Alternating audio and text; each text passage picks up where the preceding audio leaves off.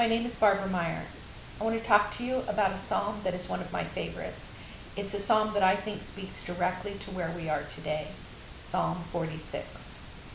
God is our refuge and strength, a very present help in trouble.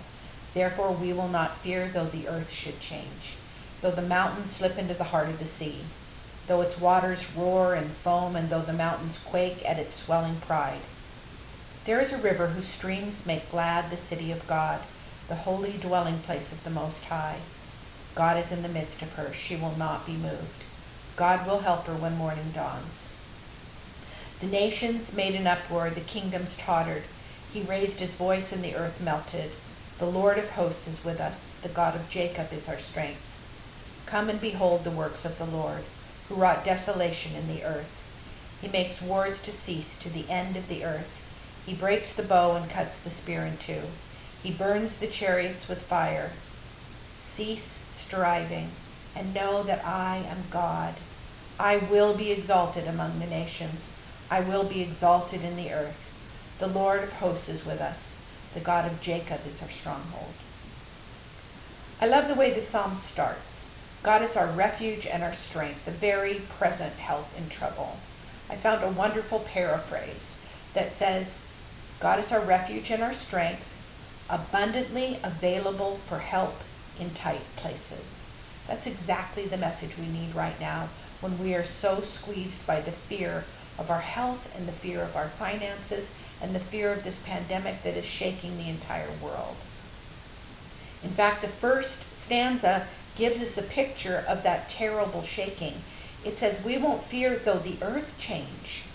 Everything in a moment changed with this pandemic, and it changed around the entire earth in ways no one could have expected. It says the mountains slip into the heart of the sea. We think of mountains as points of absolute stability.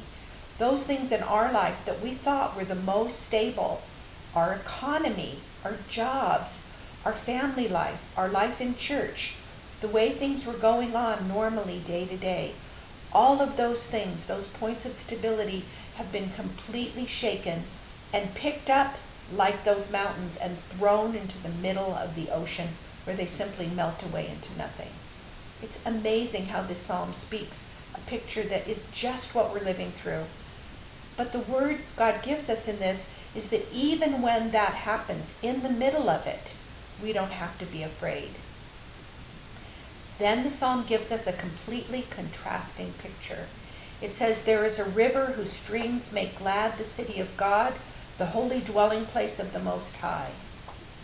We are the city of God. We are the dwelling place of the Most High. And what we have is the river of living water that flows through us, not only through us, into us, giving us peace, but that river flows out of us into the world, allowing us to give the peace of the world all around us to everyone and out into the nations as well. I love that picture. Such a contrast between a world quaking and shaking, stable things being picked up and tossed around in ways that we can't expect. And then the picture of a beautiful river, calm, with the sun shining, sending its sparkling light, giving us peace within. It says that the nations made an uproar, the kingdoms tottered. Look at this world we're living in. The coronavirus isn't just hitting us. It's hitting every nation of the world, and literally the entire world is tottering. But God's message to us in the middle of it is, we don't have to be afraid because He is in the midst of us. We are safe. We will be protected. We are not protected from the shaking, but we are absolutely protected in the shaking. In the midst of it, God is in the midst of us. It says, come, behold the works of the Lord, who has wrought desolations in the earth. That phrase, wrought desolations, literally means to do something shocking or stunning. And that is what God's promise is.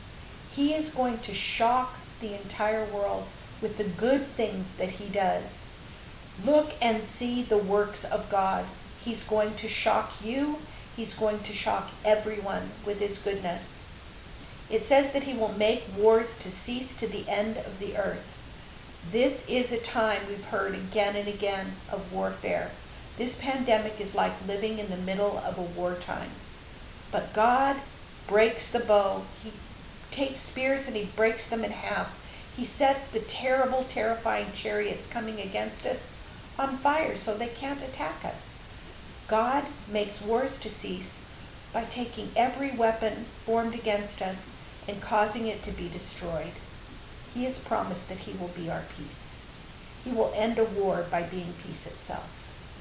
Then it says, cease striving and know that I am God.